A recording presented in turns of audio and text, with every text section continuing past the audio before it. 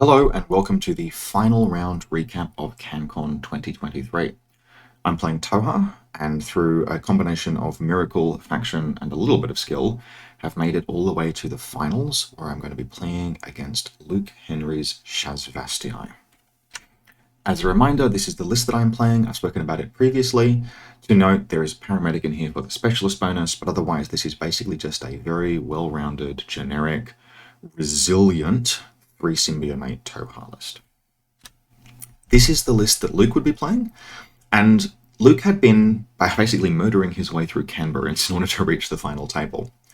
I heard a little bit about some of his games, not what was in the lists, although I assumed 2 speculos, but more how he had been playing.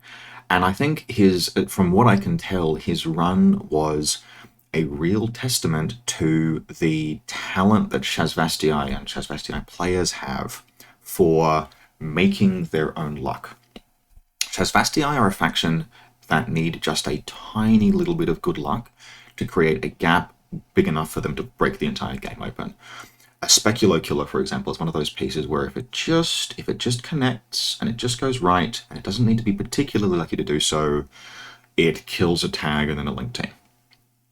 The moment that a speculo killer makes one armor roll against a chain rifle or a flamethrower, the moment that someone fails a discover roll at a key point, you need a little bit of luck as Shasvastii, but that luck has a huge and outsized effect on the game.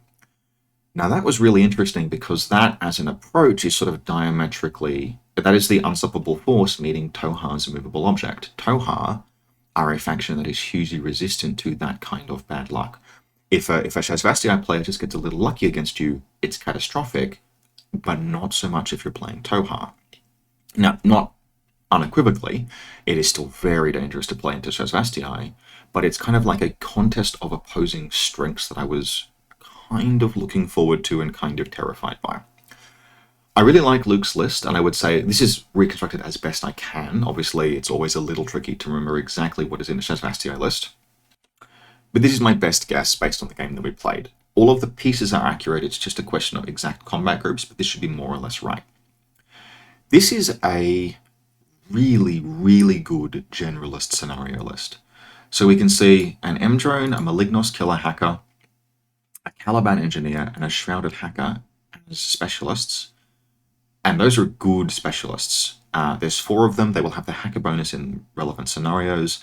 The Malignos comes out of nowhere, which it would in this game. And then the M-Drone, of course. The M-Drone in particular I like because it supplements your order pool in a list that has a lot of hidden deployment, or even some hidden deployment.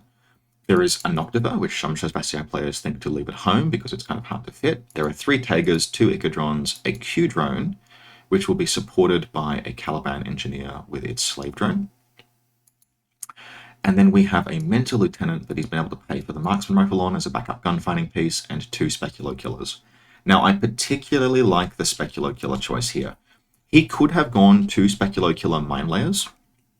All he would needed to have done to have fit that is to downgrade the Mentor's Marksman Rifle to a shotgun. But he's elected not to, and I think that's really smart, because the boarding shotgun is by far the scarier weapon on a Speculo. It has regeneration, it has impersonation, it has smoke, it comes out of nowhere, and being able to trade into certain things, like being able to go into an enemy link team and threaten the shotgun template, is so valuable that giving it up for an extra mine is not always the right choice. Now, would two Specular Killer Mine Layers still be excellent? Yes, it would still be terrifying, but there's kind of like a versatility that's been put in here with the Specular Killer boarding shotgun that I appreciate. Would I play it this way? I don't know. I don't know Shasvastii well enough, but I think there's something here to learn, and I really like it. This is the table we played on, and I think I'm going to be like a broken record at this point, once again saying that once again saying that I took this picture halfway through the first turn. Whoops. But secondly, that I was really glad to have table insurance in the form of the Nickel. This is a Brutal Cities terrain table, and it is visually lovely, but if we look again, look at this space. This is totally empty. There is a lot of like empty space in deployment zones, like, all of this. You can do some stuff with this, and actually, this is one of the tables that I QA'd before the event started, and I'm glad that I did, because this crate and this crate and this crate here are Corvus Belli old cardboard, old soft cardboard terrain, and without them, this deployment zone would have been considerably more sparse. So Rob from 2 days ago did himself a solid by making this deployment zone a little bit more playable. This was not a game that I won Lieutenant role in, and Luke comfortably snap-picked first turn. Now, Cryogenics, blah blah blah, there is some end of game and end of round scoring, but I think I would probably have gone first in his shoes as well, especially against and with Shasvastii. So, he made the right call and he set up. He did the reserve 2 models, which telegraphs 2 speculo killers, which is again terrifying. And his deployment zone really left. It's a Shasvastii deployment. There are some Tega creatures. There is a turret because of the scenario. Some things that were notable. The Q drone is deployed up here, and there is an Icadron on this rooftop up in this direction. And the Caliban is actually deployed as a model, not a marker. Takes me a second to figure out why. It is the only model in his entire army that can be something has to reveal to be the data tracker, the master breacher.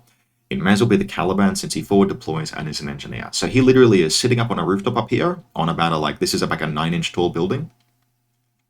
And he is up there and he is never going to move, and his only role will be to repair the Q drone and score points every turn. There is a prone marker in the deployment zone on this set of crates here, but it is very, very obviously a mentor camouflage marker, and the real mentor is down there. I have no idea if or where the Noctifer is, but there is comfortably enough SWC for it, so I assume that it is a threat. And I go about my deployment. Now, deploying against Shasvastii is a little bit different to deploying against other armies. Normally, you would spread your Faraware threat out and try and pinch off approaches to your deployment zone.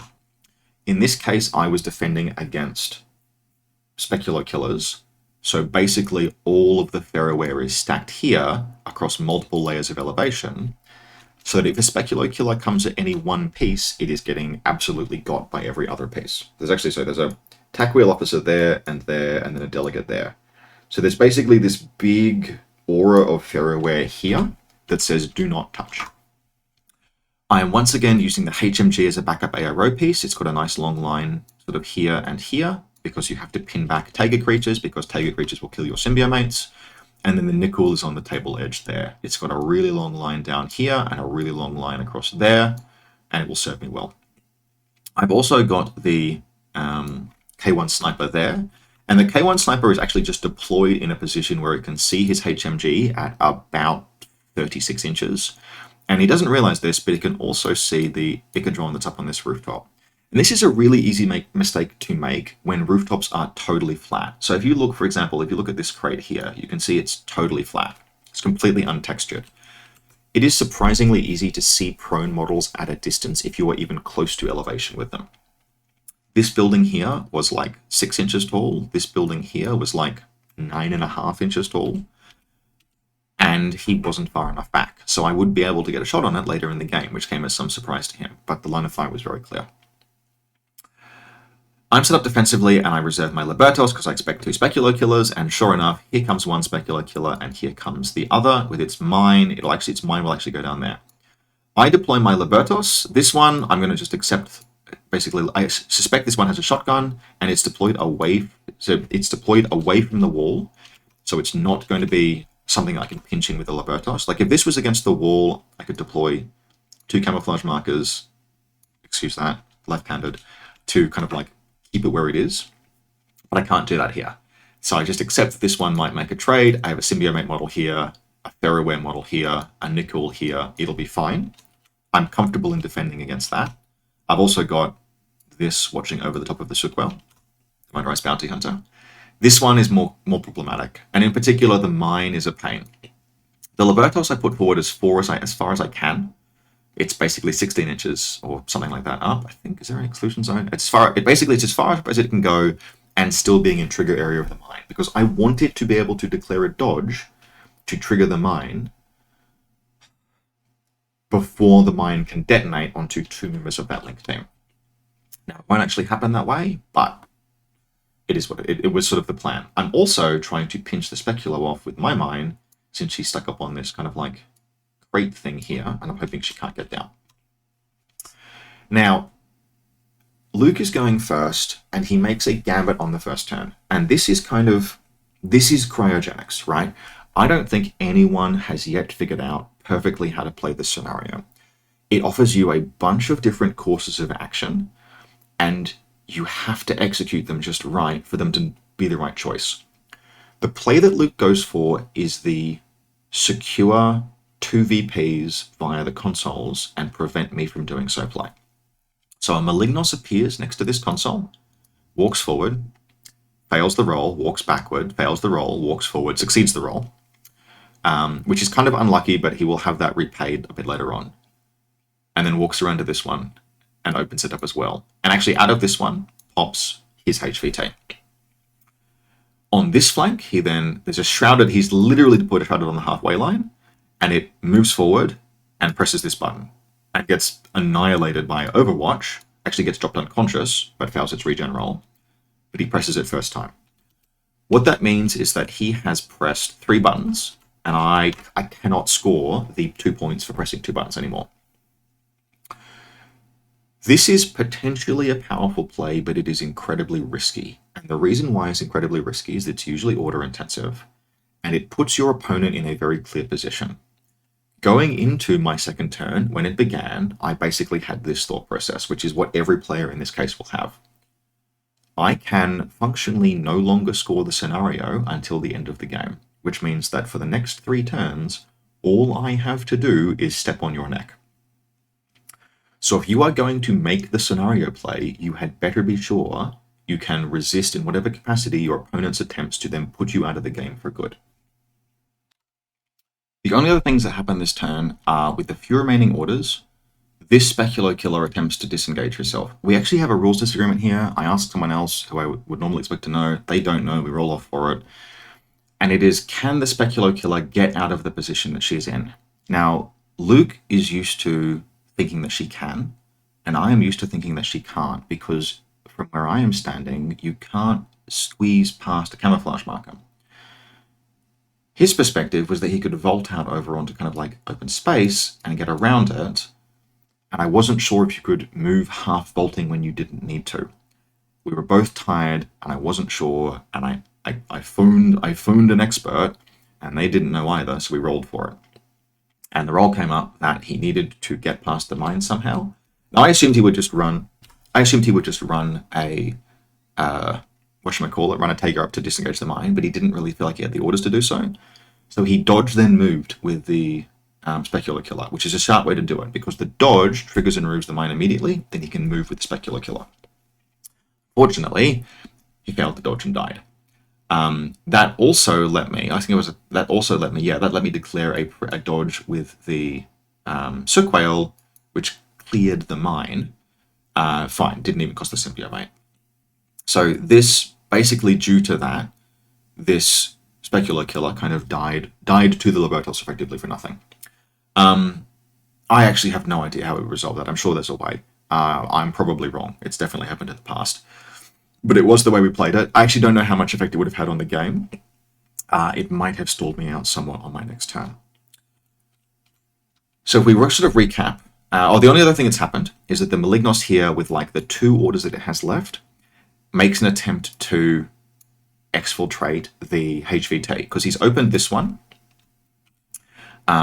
He's opened this crate and it's got a HVT in it. He wants to grab it with the Malignos and get clear. The problem is he's doing this in zone of control of the delegate, who's already failed to eraser him once.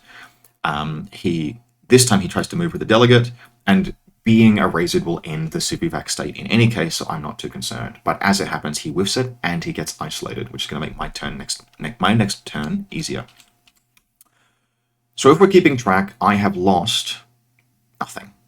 I'm going into my first turn with 15 orders, and my opponent, Luke, is down 2 models already and is pinned back.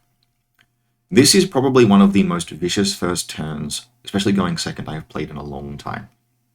A number of things happened.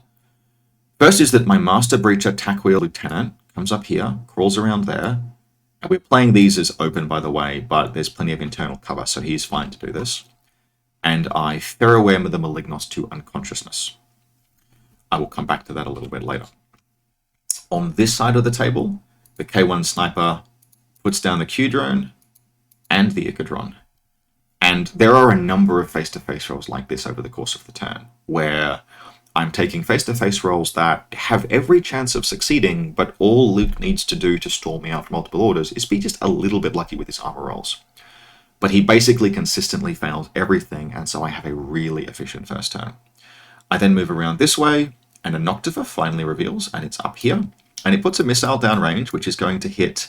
It actually doesn't clip, but he clips the Sook Whale, doesn't clip the Kael'tar, does hit the Libertos. It vaporizes the Libertos. The Sook Whale tanks the save on her symbiote mate, but she puts down with her spare burst the turret. She takes a wound, she goes prone, that's the last that she will do, but the revelation of the Noctifer up here means that I now know where all of the relevant lines of sight are. It's the 15th troop, so I know there's going to be nothing else, and I'm comfortable to begin advancing. And so this team here of the McCall, the Sook Whale, and the Tack Wheel begin to move. And they kind of move up in this direction, up to this doorway. I split them up so they don't all get shotgunned, and I continue to get basically just lucky enough. The Speculo Killer in the alleyway there is not in cover, but I succeed my first Discover roll and my second Discover roll, and then she shotguns the Tack Wheel. I nanopulse her back, she goes unconscious, I pass my save, I coup de grace her so she can't regenerate, and I keep moving. The HMG will move up to here, and it will put down the R-drone, the M-drone. The M-drone's moved up to here into suppressive fire. I will put it down, and I will put myself in an Overwatch position where I can see all of these angles. And she will basically cover the Tack Wheel officer while he runs forward to this position here, and Farah wears the Caliban to death. I have just enough orders for him to go prone, and at that point I start doing retreat math for my opponent. Now, just as a disclaimer, this was dumb. There's no retreat in this scenario, but I didn't remember that. But you know that a first turn has been vicious as fuck when you are having to just stop and think, okay, you're going to be in retreat if I kill this. And specifically, the Malignos I know can regenerate, and it will regenerate on a 12. And right now it's a Shasvastii, which means that Luke's not going to be in retreat if it's unconscious. But it might die from regenerating anyway, and I want to stop it from regenerating. Can I kill it safely? And I basically count up all of the things that I can see, and I come to the conclusion that he's got probably about 78 points left. He's actually got about 85. I missed an R-drone, but I'm okay to kill it, so I do. I euthanize it with Ferroware, and it goes down. That will tell you basically how bad of a shape Luke was in. Going from beginning the game to having about 80 points of models left on his second turn, with nothing really to do for his turn or the next.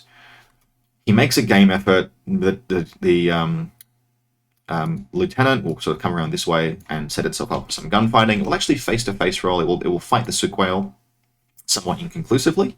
I hold position up there after the Symbiomate goes down, and then he moves one of his Icadrons around. I make a mistake at this point. I have a zone of control arrow, and I could have used it to smoke out the Tack Wheel, but in my mind, he's not going to attack with the Icadron because there's all of this Overwatch up this line. But he does so. He just suicides the Icadron around, forces me to dodge, dies to the Overwatch, but I fail my dodge, and the Tack Wheel goes all the way to dead. That's my only specialist in the immediate vicinity of this button. He's just trying to stop me from scoring points. If I activate this button, my HVT will pop out, etc. But that costs him an Icadron. He actually finishes off the Tack Wheel with a Chain Colt from a Tiger creature, which also dies to Sniper Overwatch. So he is well in the pool at this point. We both think that the game is going to end in retreat on his next turn, and we play it that way. But it has no functional effect on the game, because what I will do on my turn is that the Nickel will move up to here and around, and it will destroy the Noctifer. This is actually not the best face-to-face roll. We are at 39 inches. 40.5 would have been ideal because that flips the script on the Noctifer's range, but it's just in range. But he needs to roll 12s, I need to roll 9s. I hit, he doesn't, he dies. I put down the Bounty Hunter, moves around here, and puts down the Mentor. And at this point, I think the only model that he has left is like one Tiger creature and an R-drone, and the Tiger creature is going to die. So all of the remaining orders are spent moving this Link team forward, and the Paramedic comes up, and she presses the button, and I spend the rest of my turn basically making safe the city. I've had my Master Breacher in the relevant zone for the entire game. The two zones that we need to score are this zone and this zone, and I'm the only one with any points in either, and he's in retreat, and he has no command tokens, and nothing has courage. We actually forget that the game doesn't end in retreat. Technically, I should have had another turn, but it would have meant nothing. The game finishes up at this point, and we call it there. To my knowledge, Luke did his classified, I did mine. I could not secure any consoles, he secured both, but I scored every other point, which made the final score 8-3, and that put me on the final major to go 5 wins, all majors, comfortably securing first place at CanCon 2023. This was a fantastic event. All 5 opponents were absolutely incredible, wonderful people, and a bunch of them, including Luke in particular, had some really rough games against me and were very, very gracious in the game that they played and in defeat. Luke was fantastic. We've played many times. He's one of the Melbourne crew, and the Melbourne crew who were sharpening their knives for this event are lovely. So it was fantastic to see everyone. The organizers did an excellent job. I think this may well have been the toughest and most skilled CanCon crowd I have ever seen. There were new players present, absolutely. But like Melbourne has never been in better form. New South Wales took the Red K Cup cleanly with like 2nd, 4th, and 6th place, which is the best state prize. And it was just overall a fantastic week. Aleph was out in force. I'm sure we'll see many interesting Aleph list innovations coming out of this event. And I think there were only a couple of Tohaa players, of which I was one. So overall, I had a fantastic time. I have enjoyed these battle reports. My jaw and voice are beginning to give out because I recorded these all in one take. But I'll see you soon for more Infinity the Game battle reports.